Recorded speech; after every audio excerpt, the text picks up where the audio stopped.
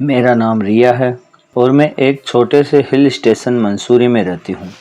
यहाँ की ठंडी हवाएं और पहाड़ों की खूबसूरती मेरे दिल को हमेशा सुकून देती है। उस दिन दोपहर का समय था। हल्की हल्की बूंदाबांदी हो रही थी। मैं अपनी कॉटेज के बाहर टहल रही थी जब मेरी नज़र एक काली एसयूवी पर पड़ी। उसमें एक लड़का बैठा था। उसके चेहरे पर एक अजीब सी मुस्कान थी। उसकी आँखों मुझे ऐसे घूर रही थी जैसे वह मुझे अपनी नज़रों से बांध लेना चाहता हो। मैंने उसकी तरफ देखा और बिना डरे अपनी नज़रें उससे मिलाई। मेरे पापा हमेशा कहते थे, रिया, किसी से डरना नहीं और अपनी हिम्मत को कभी कम मत होने देना। मैंने उनकी बातों को दिल से लगाया। वह लड़का अपनी गाड़ी से उतरा और मेरी ओर बढ़ने लगा। मेरे दिल की धड़कन थोड़ी तेज हो गई, लेकिन मैंने खुद को संभाला और तेज कदमों से अपनी कॉटेज की ओर बढ़ गई। मैंने दरवाज़ा बंद किया और खिड़की से झांका। वह अभी भी बाहर खड़ा था, हल्की बारिश में भीगता हुआ। उसकी आंखों में एक अजीब सी चमक थी। थोड़ी देर बाद मेरी पड़ोसन आंटी शर्मा, जो अपनी फैमिली के साथ पिकनिक के लिए जा रही थी, मुझे अपने घर बुलाने आई। मैं उनके साथ कुछ देर गपशप करने चली गई। जब मैं वापस लौट रही थी तभी वह काली एसयूवी फिर से मेरे सामने से गुजरी। उस लड़के ने मुझे फिर से देखा और इस बार उसकी मुस्कान में एक शरारत थी। मैंने भी हिम्मत दिखाते हुए उसकी तरफ देखा, लेकिन मेरे मन में एक अजीब सा सवाल उठ गया था। यह लड़का कौन है और बार बार मेरे आसपास क्यों मंडरा रहा है? शाम ढलने लगी थी। मैं अपनी कॉटेज में अकेली थी। बारिश अब तेज़ हो चुकी थी और हवा में ठंडक बढ़ रही थी। मैंने सोचा कि कुछ मूड हल्का करने के लिए मूवी देखा जाए। मैंने नेटफ्लिक्स पर एक रोमांटिक थ्रिलर मूवी चालू की। मूवी में एक सीन आया जिसमें हीरो हीरोइन बारिश में एक दूसरे के करीब आ रहे थे। वह सीन इतना खूबसूरत था कि मैं खो सी गई थी। मेरे मन में कुछ अजीब सा उथल पुथल होने लगी। तभी मेरे पेट में हल्की सी गुदगुदी हुई और मैंने सोचा कि कुछ खाने का मन है। मैं किचन में गई, पॉपकॉर्न बनाया और वापस मूवी देखने बैठ गई।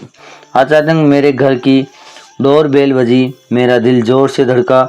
इस बारिश में इस वक्त कौन हो सकता है? मैंने हिम्मत जुटाई और दरवाज़ा खोला। सामने वही लड़का खड़ा था, भीगा हुआ, लेकिन उसकी आंखों में वही चमक थी। उसने धीमी आवाज़ में कहा, माफ़ करना, मेरी गाड़ी का रेडिएटर गर्म हो गया है। क्या मुझे थोड़ा पानी मिल सकता है? मैंने उसकी बात सुनी और कहा, ठीक है, रुकिए। मैं अंदर गई और पानी की बोतल ले आई। जब मैंने उसे बोतल दी, उसकी नज़रें मेरे चेहरे से लेकिन मेरे कंधों तक घूम रही थी। मैंने हल्के से खांसा और कहा, पानी लीजिए और बोतल वापस दीजिए। वह मुस्कुराया, बोतल ली और धीरे से बोला, आप बहुत खूबसूरत हो रिया। मेरे गाल लाल हो गए, लेकिन मैंने खुद को संभाला और कहा, पानी भर लिया, अब आप जा सकते हैं। उसने बोतल वापस दी और अपनी गाड़ी की ओर चला गया। मैंने तुरंत दरवाज़ा बंद किया। मेरे पापा की बात याद आई, किसी अनजान पर भरोसा मत करना। कुछ घंटों बाद फिर से डोरबेल बजी।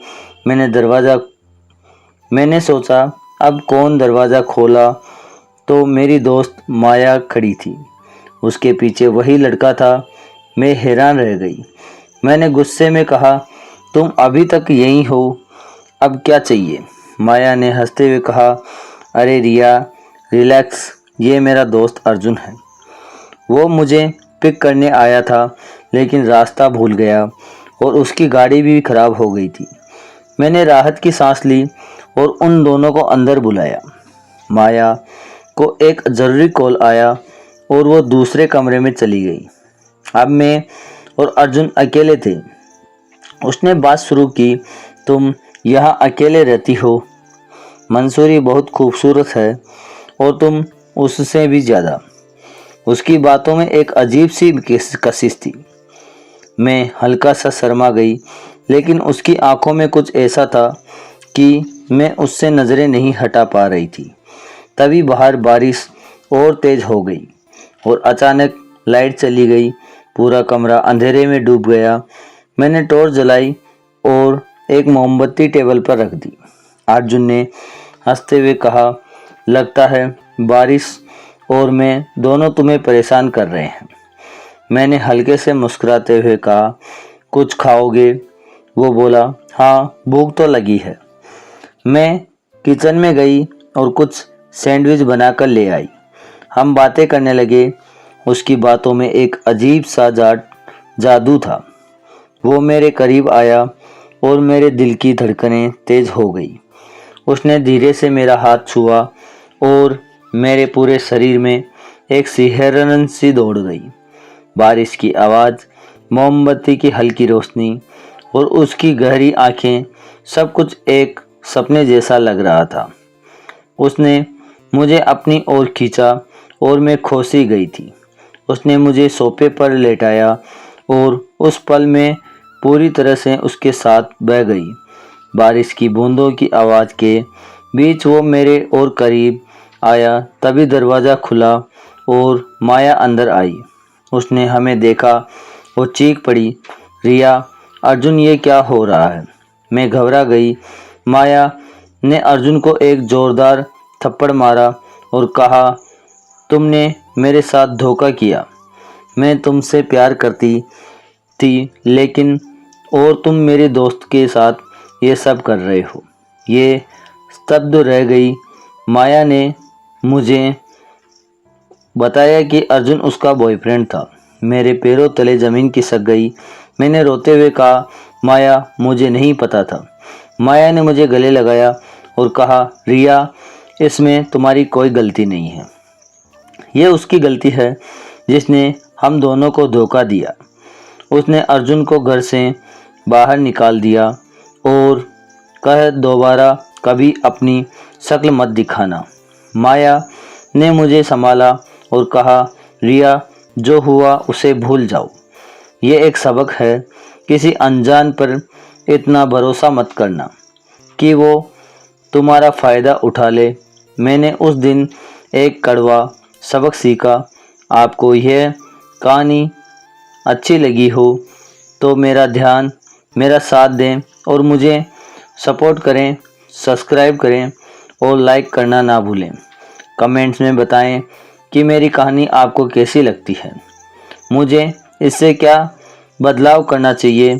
आपको कहानी में इंटरेस्ट है तो प्लीज़ सब्सक्राइब करना ना भूलें और ऐसी रोचक कहानियाँ मैं आपके लिए लाता रहूँगा। थैंक्स।